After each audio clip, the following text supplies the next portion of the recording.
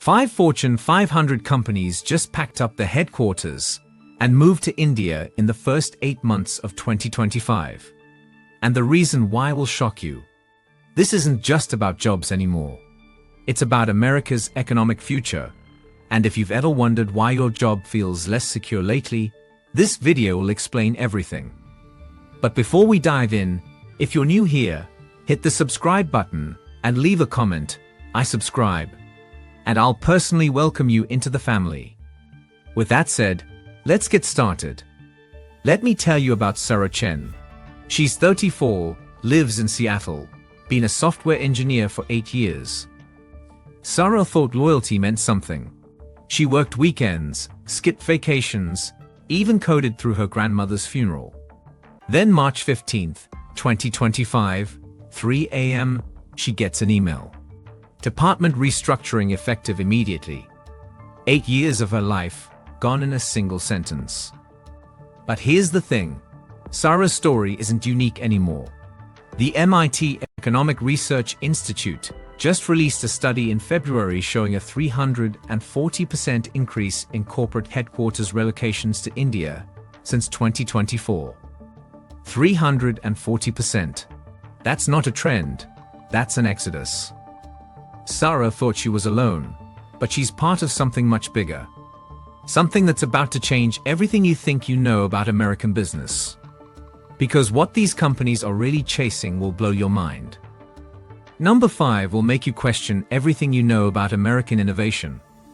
I can't name the company for legal reasons, but this cloud computing giant just moved their entire C-suite to Bangalore. And yes, they're saving money on salaries, about $2.3 billion annually. But that's not the real reason they left. Here's what nobody's talking about: India's new AI development tax credits. For every AI patent filed in India, companies get a 73% tax reduction. In America, we tax innovation. They reward it. And here's the kicker. For every executive they move to Bangalore, 47 middle management positions disappear in America. Not relocated, eliminated. The average American tech worker makes $127,000. That Indian counterpart, $31,000. But they're not just replacing workers. They're replacing entire management structures with AI systems that cost pennies on the dollar. But this company's move looks like child's play compared to number 4. This next company's decision affects every single thing you buy. Let me tell you about Tom Rodriguez. He's 52, been a factory supervisor in Ohio for 23 years. In January 2025, his plant employed 3,200 people. Good jobs, union jobs, jobs that built the middle class. By August, 0 employees. Not because they weren't profitable, because this manufacturing giant found something better in India. Here's what Tom told me. I had to explain to my teenage son why college might not be affordable anymore. 23 years I gave them everything. 23 years. Harvard Business Review published a study in April 2025 that'll make your blood boil.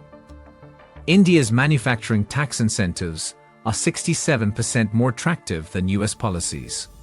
Not 6.7%. 67%. We're not competing. We're getting destroyed. But here's what Tom did that every American worker should know about. He didn't just sit around feeling sorry for himself. Tom started a consulting firm helping other displaced workers. He's making more money now than he ever did at the factory. Sometimes the system breaks you. Sometimes you break the system back. Tom's smart, but he couldn't have predicted what company number 3 was planning. When a company that handles $847 billion moves overseas, your retirement account feels it. If you have a 401, if you have any investments at all, this affects you directly. Meet Jennifer Walsh. She's 45, been a financial advisor for 18 years. Had 127 clients. Managed $43 million in assets. Then this financial powerhouse announced they were moving their headquarters to Mumbai. Overnight, Jennifer lost 60% of her clients. Not because she did anything wrong, because their portfolios tanked when the news broke. The Federal Reserve Bank of Boston just released a report in June 2025 that should terrify every American. They've directly correlated corporate exodus with regional economic stability. Areas losing Fortune 500 headquarters see an average 23% drop in economic indicators within 6 months. 23%. That's not a recession. That's economic collapse. But Jennifer's not a quitter. She discovered one simple portfolio adjustment that protected her remaining clients. She started investing in Indian market ETFs 6 months before the moves were announced. Her clients who followed her advice, they're up 34% this year, while everyone else is bleeding money. But Jennifer's strategy won't work for what company number 2 just did to an entire American industry. This company's move could literally affect whether you live or die. I'm talking about a healthcare R&D giant that just relocated 89% of their research operations to India. Every new drug that could save your life, it's now being developed 8,000 miles away. Let me tell you about Dr. Amanda Foster. She's 41, spent 15 years researching cancer treatments. Her work, her life's work, was on the verge of a breakthrough. A treatment that could have saved thousands of American lives every year. Then she got the choice: follow her research to Mumbai, or watch 15 years of work disappear. At 41 years old, start completely over. The New England Journal of Medicine published an editorial in July 2025 that should be front-page news everywhere. They're warning of a catastrophic brain drain in American medical research. We're not just losing companies, we're losing the ability to heal ourselves. Dr. Foster found a third option. She's partnering with universities to create a hybrid model. American oversight with international resources. She's keeping the innovation here while tapping into global talent. It's working. Her new model is attracting researchers from around the world to American soil.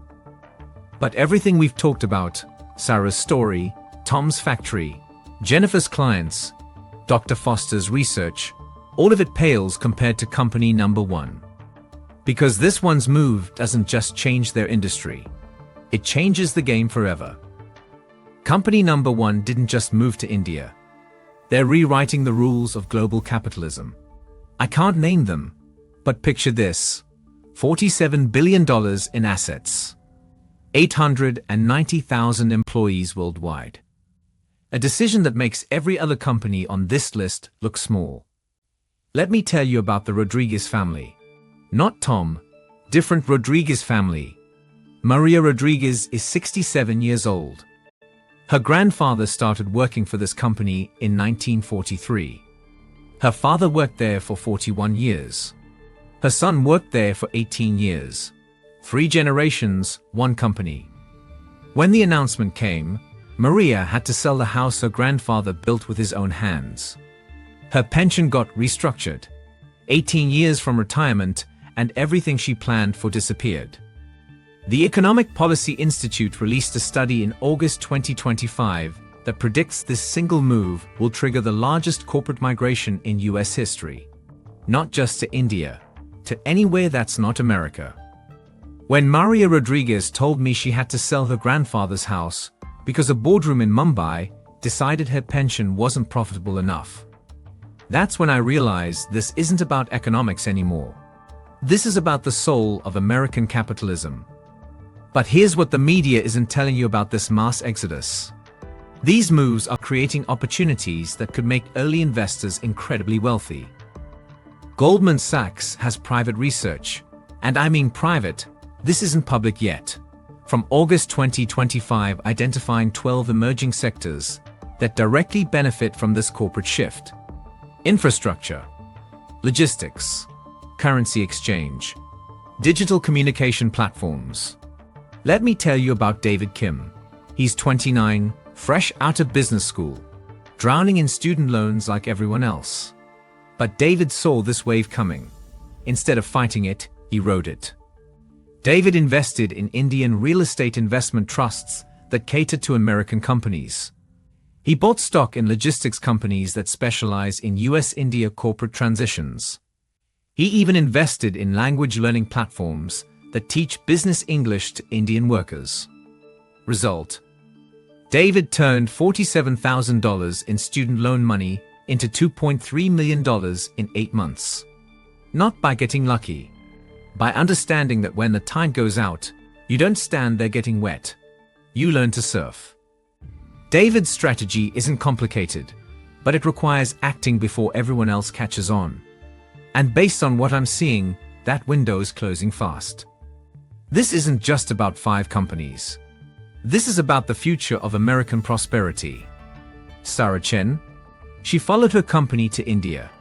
She's making 40% more money and her cost of living dropped by 60%. She bought a house in Bangalore that would cost $2 million in Seattle for $340,000. Tom Rodriguez, his consulting firm now helps American companies transition operations overseas. He's making more money helping the exodus than he ever did trying to stop it. Jennifer Walsh. She moved to Mumbai as a financial advisor for American expats. She's got a penthouse apartment and 300 new clients who followed the corporate migration. Dr. Foster. She's running research operations from 3 continents simultaneously. Her hybrid model is being copied by universities worldwide. The Rodriguez family. Maria's son took the severance package and opened a restaurant in Pune that caters to American executives. Maria visits twice a year and says it's the best decision her family ever made. The Congressional Budget Office just released preliminary numbers in September 2025. If this trend continues, America could lose 23% of Fortune 500 headquarters by 2027. 23% of our biggest companies gone. If you're under 40, this wave will define your entire career.